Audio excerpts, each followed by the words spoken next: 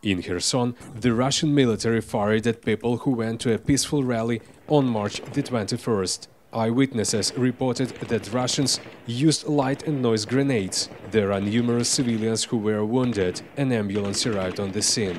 Local journalist Konstantin Ryzhenko reported that the occupiers had disrespectfully written "murderers" on the monument dedicated to the heroes of the Heavenly Hundred of the Armed Forces of Ukraine. People who attended the peaceful demonstration had begun to erase this inscription. It was at this point that the Russian military began throwing light and noise grenades at those civilians. Women and the elderly were dispersed with machine guns. There is also information that the occupiers took away one of the protesters captive.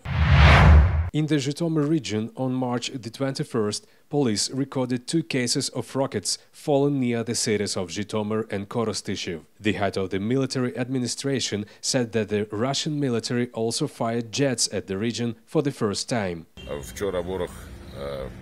Yesterday, the enemy used Grady for the first time, according to preliminary data. Those rockets were released in the villages of Zhytomyr region. 3 soldiers and 1 civilian were murdered as a result.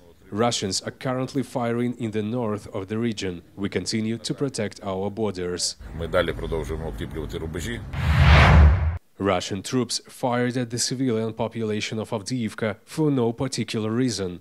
The occupiers fired at the city from aircraft and artillery. There are dead and wounded civilians. At least 15 buildings were brutally destroyed: houses, educational institutions, office buildings. The shelling of Avdiivka still continues. There are numerous open fires opened by the Russians in the city.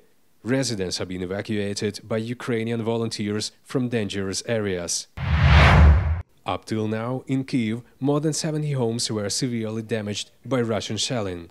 This was reported by the Kyiv City Council. The report says that the buildings have varying degrees of damage. Where the damage is critical, residents have been relocated, and where insignificant, utility professionals are receiving repair materials for immediate restoration. Utility professionals remove bulky debris from explosions. The utility professionals are also repairing damaged communication services so that people can return to their homes.